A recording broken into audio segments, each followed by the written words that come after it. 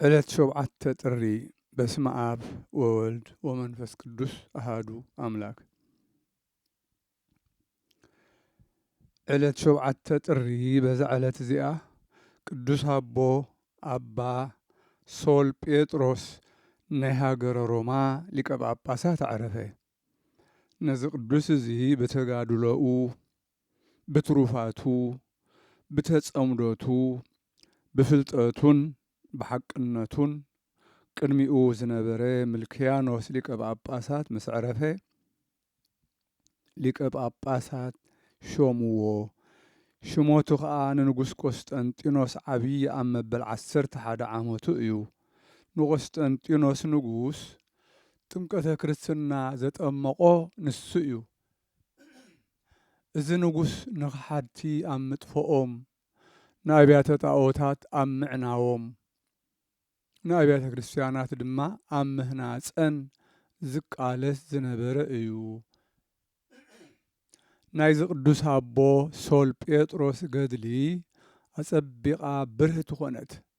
ንሱ ነቶም ህዝቢ ኩሉ ግዜ ይምህሮም ነበረ። ክፉእ ሕሊናን ጥርጥርን ናይ ሰይጣውንቲ ከዓ ካብ ልቦም ይርሕቐሎም ነበረ።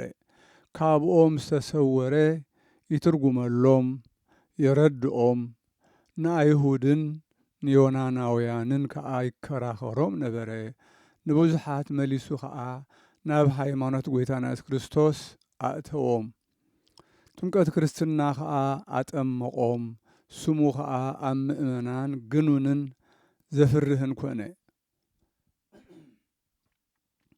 ብዛዕባ ፍልጠት እግዚኣብሔር ምስጋና ንዕኡ ይኹን ብዙሕ ድርሳናት ደረሰ። ብዛዕባ ንጎይታና ስጋ ምልባሱ እውን ደረሰ። ብትምህርቱ ከዓ ንዝፀምአት ነፍሲ ክርስቲያን የጥልል ነበረ። ካብ ዝሽየም ኣብ 70 ዓመቱ ናይ 318 ኤጲስቆጶሳት ጉባኤ ኣብ ሃገር ኒቅያ ተገብረ። እዚ ቅዱስ አቦ ሶል ጴጥሮስ ከዓ ሓደ ካብኣቶም እዩ። ንኣርዮስን ነቶም ብጌጋኡ ዝስዕብዎን ረገሞን ኣውገዞን። 11 ዓመት ኣብ ሽሞቱ ጸኒሑ ጽቡቕ ተጋድሎኡ ምስ ፈጸመ ንእግዚኣብሔር ከዓ ባህ መሰበሎ ብሰላም ዓረፈ። ቅድስት በረኸቱ ምሳና ትኹን ንዘለዓለም ዓለም ኣሜን።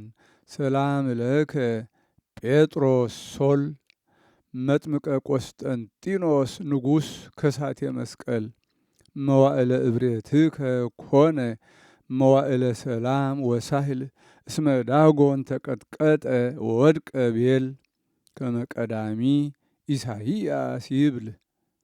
ሰላም ንዓኻ ጴጥሮስ ሶል ዘጠመቕካዮ ንቆስጠንጢኖስ ንጉስ ከሳቴ መስቀል ዘበነ ሹመትካ ኮነ ዘበነ ሰላም ወሳህል።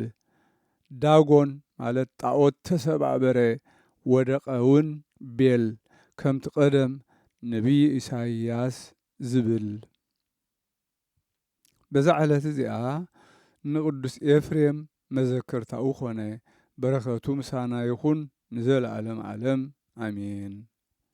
ሰላም ለከ ኤፍሬም ኣብ ምሉአ ጥበብ ፈሪሆተ ክርስቶስ ምልአኒ ከመ ማህየብ በአልባቢሆሙ ለእለ ይፈርህዎ ህዝብ እስመ አድህኖቱ ተብህለ ለአምላክ ቅሩብ።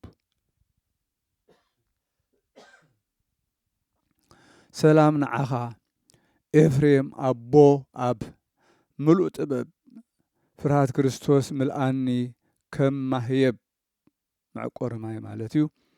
ብልባቶም ንዝፈርህዎ ህዝብ ተባሂሉ እዩ።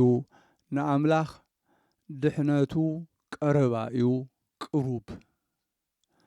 በዛ ዕለት እዚኣ መዘከርታ ሎምሶሎን ጎርጎርዮስ ማርቆስ አንቲያኖስ ሉያ መይልን ሶስዮስ ማርቲ እዩ።